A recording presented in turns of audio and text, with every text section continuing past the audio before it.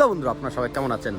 তো আমি এখন আছি হলো কট্টোয়ায়। তো আমাদের গাড়িতে অনেকদিন পর কালকে হলো সিলিন্ডার লোড হয়েছে, দেখতে পারো। তো সকাল সকাল আমরা এই পাম্পে স্নান করলাম কারণ হলো পরে আর নাহলে স্নান করার টাইম হবে না আর ইচ্ছাও করবে না। তো এখন সকাল সকাল একটা স্নান করার মজা আলাদা। তো আমরা রানীকেও একদম পরিষ্কার করলাম। তো এই যে দেখতে পারো নিত্যাও এখন স্নান করতেছে। কি ভাই ঠান্ডা লাগে? আচ্ছা যাই, একটু এখন চা খাই, চা খাই নাস্তা করে তারপর কন্টিনিউ যেতে থাকি। সিদ্ধার্থ ঠান্ডা কেমন? আছে মোটামুটি। তো ব্যাপার হলো এই যে আমাদের কোম্পানি অনেক পুরোনো ড্রাইভার দাদা, এই যে শ্যামলদা ঠান্ডা কেমন? কিসের? তো ধনিয়ার বীজ। আচ্ছা তো যাই, একটু চা খেয়ে তারপর আবার কন্টিনিউ করতে থাকি ভিডিওটা। তো আজকে রিয়াল বসই দিচ্ছি কারণ হলো অনেকদিন পর মানে শরীরটাও খারাপ ছিল, ওই কারণে দিতে পারতেছিলাম না, ভিডিও আপলোড করতে পারতেছিলাম না। তো এখন থেকে দেখে চেষ্টা করবো কন্টিনিউ ভিডিও দেওয়ার। তো দেখতে থাকো। তো এই পাম্পে তো সুবিধা অনেকই আছে, ব্যাপার হলো জলের মানে খাওয়ার জন্য সুবিধা আছে অনেক, না এমনকি গাড়ি পার্কিংও করার। তো চলে আসলাম চায়ের দোকানে মোহনদার। তো চা দিয়ে দিলো দেখতে পারো। তো চা বিস্কুট খাই। এখন তো আমাদের আবার রওনা দিতে লাগবে। আমাদের তো এখন কন্টিনিউ মানে যেতে লাগবে সারাদিন, আর রাত 6টা অবধি টানবো, যতক্ষণ মানে টানা যায় ততক্ষণই টানবো। তো এই যে দেখতে পারো শ্যামলদাও চা খাচ্ছে, এই যে সুবিধা চা খাচ্ছে। বিস্কুট কি গুড ডে বিস্কুট না?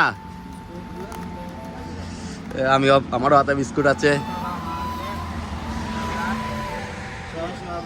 তো গাড়িকে পরিষ্কার করে আমরা স্নান করে এখন চলে আসলাম পেট্রোল পাম্পে। তো পেট্রোল পাম্পে এখন ডিজেল নিব ফুল ট্যাঙ্ক নিয়ে তারপর কন্টিনিউ চলতে লাগবে। তো এই যে দাদা দিতে থাকলো। হ্যাঁ কথা হয়েছে, স্লিপ না ফোনে কথা হয়েছে, বললাম ফোনে কথা হয়েছে।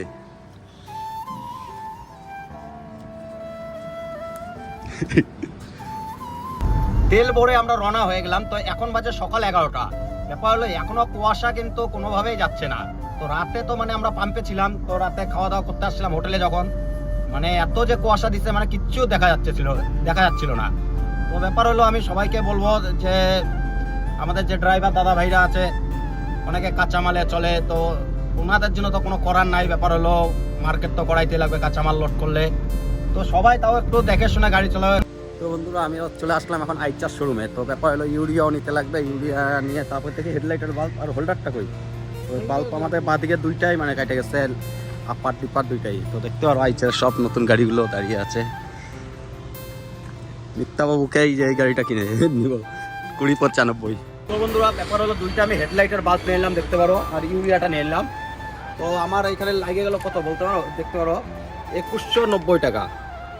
তো আইসার গাড়ির মানে চালায় মজা, বলবো না খারাপ আইসার গাড়ি। তো আইসার গাড়ি চালায় মজা, সব কিছুই ঠিক আছে, বৈশও মজা, কিন্তু পার্টসের দাম অনেক বেশি। টাটা লিল্যান্ড এগুলোর থেকে মনে হচ্ছে আমার দামটা অনেক বেশি। তো ব্যাপার হলো গাড়ি এমনি ভালো সাকসেসফুল।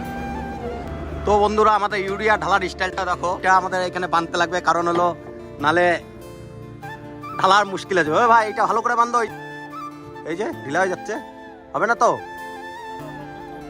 তো এই যে ইউরিয়াটা, আর ইউরিয়াটা আমরা সবসময় আইসার শোরুম থেকে ঢালার কারণ হলো ব্যাপার হলো কোনোদিন গাড়ি কোনো ফল্ট হলে তাতে আমরা শোরুমওয়ালাকে বা আইসার কোম্পানিকে আমরা কমপ্লেন জানাইতে পারবো। ওই কারণে আমরা সবসময় আইসার, অনেকে আছে বাইরের থেকে ঢালে, তো আমরা বাইরের থেকে ঢালি না।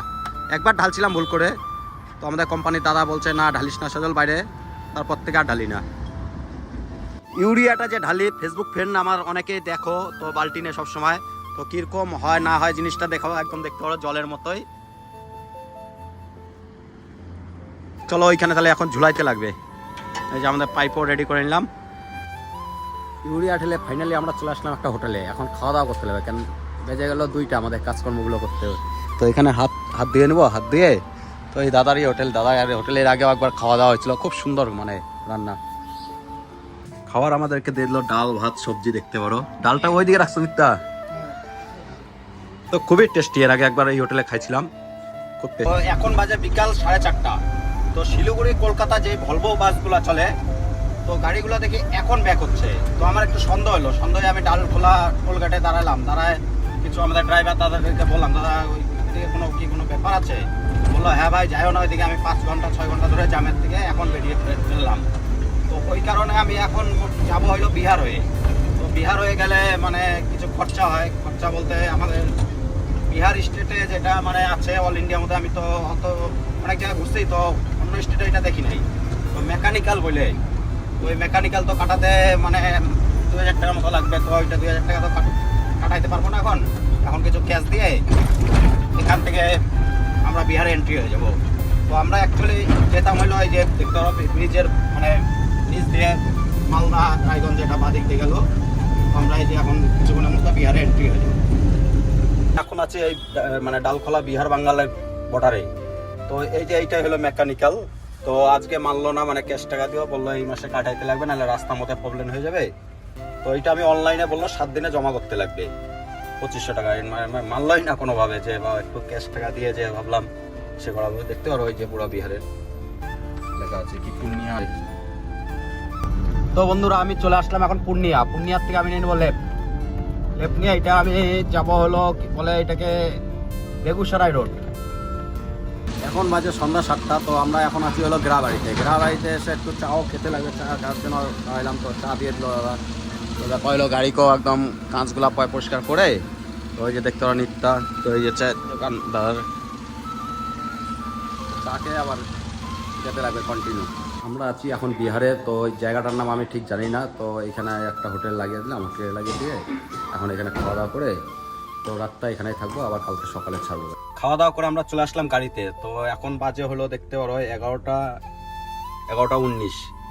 তো গাড়ি তো আজকে মতো এখানে বন্ধ করলাম। তো এখন আমরা ঘুমিয়ে পড়বো, আবার সকাল 6টা হোক 7টা হোক আবার রওনা হয়ে যাবো। কালকেও আমাদের পৌঁছাতে মোটামুটি 12টা 1টায় বেজে যাবে। তো আজকের মতো এতটুকু বললাম, নেক্সট ভিডিওতে দেখা হচ্ছে, টাটা।